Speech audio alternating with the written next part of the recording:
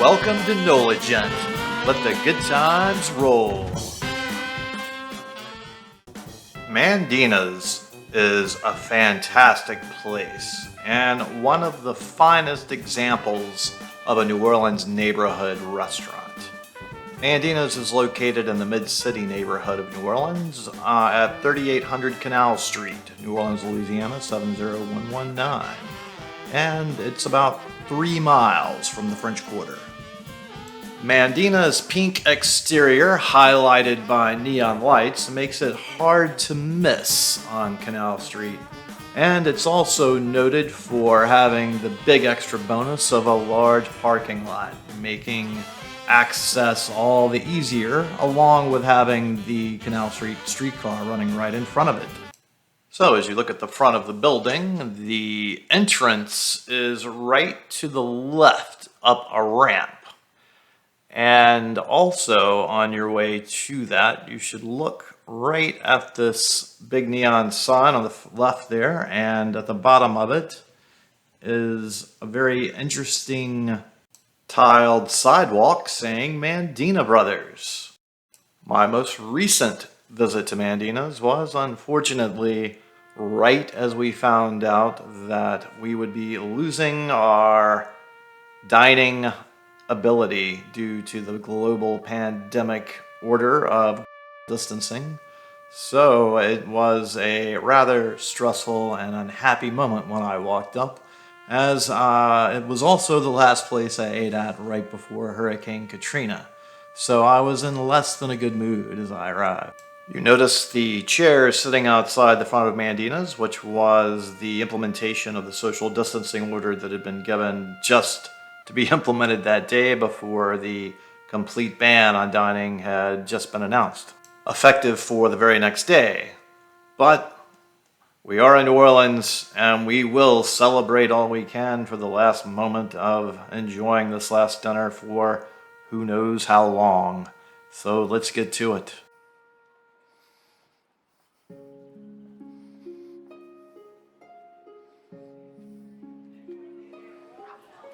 So the first thing you notice when you walk in is the bar to your left. No chairs, standing bar only.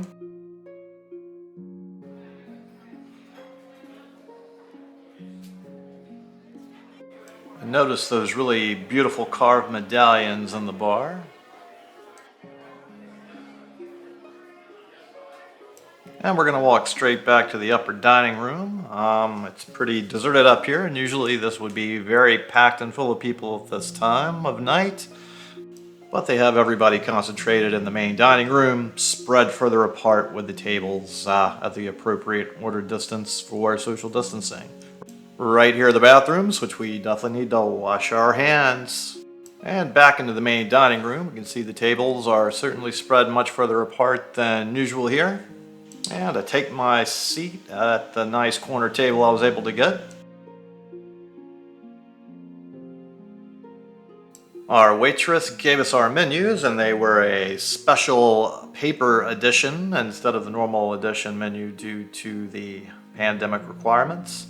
We don't have the same items that are usually available, so we will be going off of the more limited crisis menu to order from. There's plenty of old favorites and many items that you always like to repeat whenever you visit Mandina's here. And strangely enough, I have to confess, I've never had a steak here. The other side of the menu is their Sunday menu. So it's not Sunday, so you can look at that on your own and experience Sunday, hopefully in the future. The thing I probably love most about Mandina's are their weekly specials. With every day of the week, a different selection of items, with every day with the exception of Sunday. They have a fantastic and delicious selection of things. So let's just take a little step back in time and review those fantastic food items. Mandina's has some great daily specials that they list on their regular menu during normal times and also on their website. So on Monday, they have red beans and rice with Italian sausage, $12.95. Red beans and rice with grilled pork chop for $14.95. Red beans and rice with veal cutlet for $15.95. Vegetable soup and beef brisket for $14.50. And shrimp Creole with rice with green peas for $17.95. So my choices for Monday would be the shrimp Creole or the brisket and vegetable soup, which are all very fantastic and quite a lot of food. The Tuesday specials are beef stew over rice, string beans, carrots, and peas, $15.95. Corned beef and cabbage with boiled potatoes, $16.50. Stuffed breast of chicken with oyster dressing, candied yams, and string beans, $16.95. So my top choice for Tuesday is certainly the chicken, because oyster dressing, who doesn't want oysters? Candied yams, also known as sweet potatoes, and the string beans all make a fantastic combination. Wednesday's specials: Creole catfish, grilled catfish topped with Creole sauce, served with rice and peas, $18.95. Stuffed bell pepper with shrimp and meat, baked macaroni and lima beans, $16.95. Roast loin of pork, candied yams, and string beans, $16.95. Daub with spaghetti, $16.50. So the daub with spaghetti is a decent choice, but oh my gosh, look at this bell pepper. This thing is stuffed so full of so much fantastic food. The sheer amount of food. It's one of the few things that I usually can't finish. I have to take it to go. Thursday's specials are bruciolone with shell macaroni, veal rolled and stuffed with spinach, egg, and seasoning for $17.95. Smothered chicken, mashed potatoes, and green peas for $15.50. Calf liver with smothered onions, mashed potatoes, and green peas, $15.50. The bruciolone is the definite choice for this day. Definitely, this is the one you want to try. They've been making it here for the entire time this place has been open as a restaurant. The Friday specials are stuffed crab with potato salad for $13.50. Cajun catfish, roast potatoes, and peas for $17.95. Stuffed shrimp with fries or potato salad, 4 shrimp, $19.50. Creole eggplant with shrimp, crab meat, ham, and seasoning, served with pasta for $19.95. Shrimp etouffee with rice and vegetables for $18.95. Gulffish bayou with potatoes and vegetables, a grilled fish covered with shrimp etouffee, market price. The clear winner for Friday is certainly the Gulffish bayou. Fish covered in shrimp etouffee. What is there to question about that combination? Fantastic. The Saturday specials are shrimp Creole over rice and peas for $17.95. Corned beef and cabbage with boiled potatoes for $16.50. Stuffed shrimp with fries or potato salad, 4 shrimp, $19.50. Creole eggplant with shrimp, crab meat, ham, and seasoning, served with pasta, $19.95. Crawfish etouffee with rice and vegetables, $19.50. Gulffish Lafitte with potatoes and vegetables, grilled fish with crawfish etouffee, market price. So Friday and Saturday are my favorite days at Mandina's. And the winner here, as you might have guessed already, would be the Gulffish Lafitte. Crawfish etouffee on top of fish. Again, fantastic. Mandina's is also well noted for consistently doing excellent soft-shell crabs. So that's also another thing to always check out on the menu. Their po' boys are also respectable, as this example of the shrimp po' boy here will show. Their seafood gumbo is most assuredly one of the top in the entire state of Louisiana and the world. It's chock full of seafood. The turtle soup en cherry is also one of the best to be had anywhere. And just in case you think you wouldn't have enough food, they always give you a big plate of bread and keep bringing more and more if you want it. Well, enough reminiscing about past food experiences, and let's focus on our dinner for tonight. What do you guess I'm going to order tonight for my Alaska dinner and what looks like it could be a while? Well, now, if you guessed the turtle soup au cherry, you are correct. Almost every visit I make to Mandina's, I get either the seafood gumbo or the turtle soup au cherry because they are just both so fantastically delicious. Always remember to add the sherry to the turtle soup au cherry to make it the perfect flavor.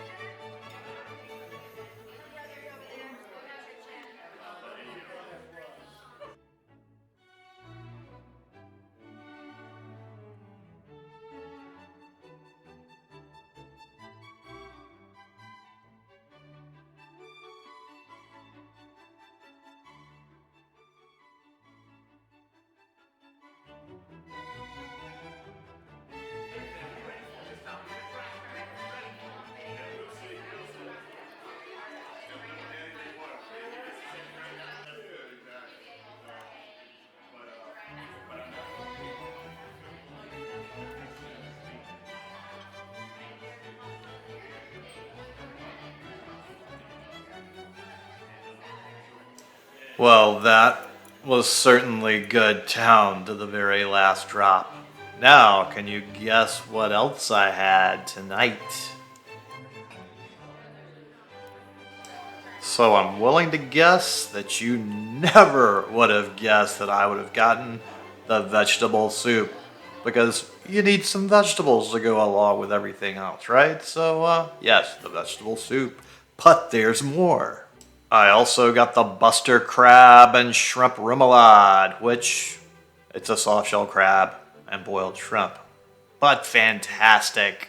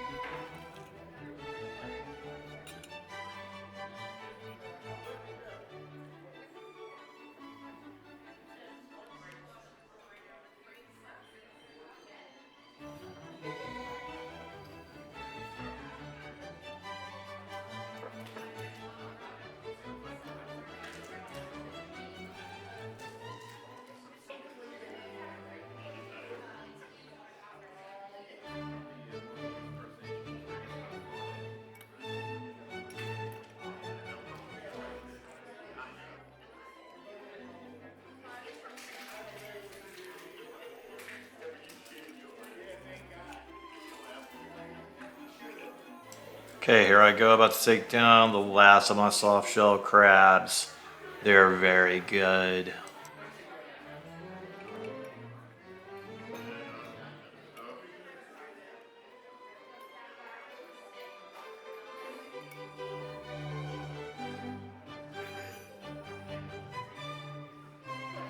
And now it's time to polish off the shrimp.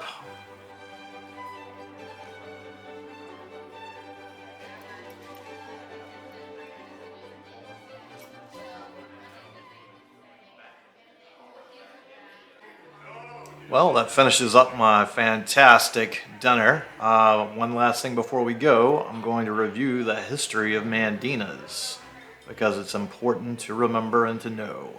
There's a nice history of mandinas on their website.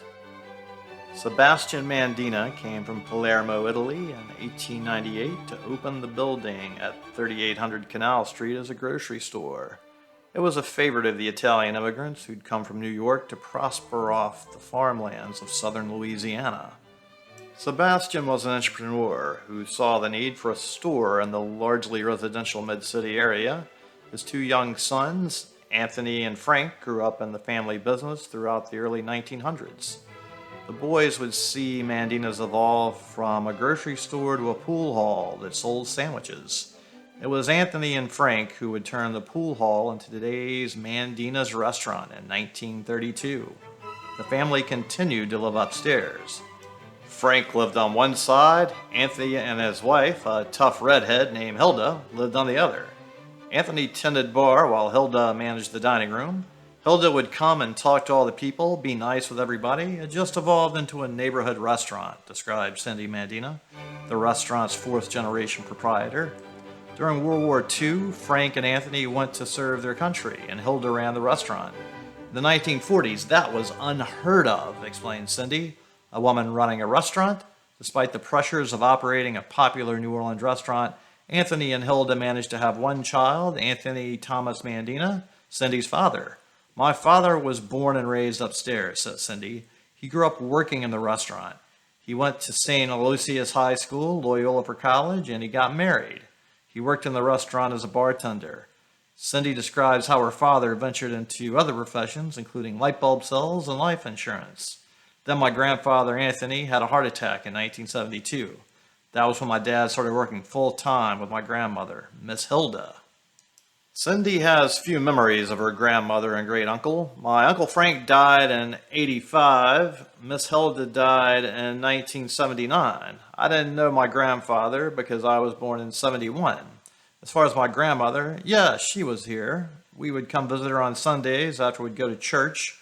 My great-uncle Frank, I knew him because he lived upstairs, and you'd see him once a week. He was a nice man. 2 daughters were born to Tommy and his wife, Cindy and Valerie. The girls were not exposed to the hectic restaurant environment. Sundays were the exception. We would come and eat with my mom's mother, and that was it. He didn't bring us around the restaurant. That wouldn't last long. Before Cindy was 10 years old, she was seduced by the fast-paced restaurant industry. Cindy and her friends started bussing tables for Mr. Henry, the waiter.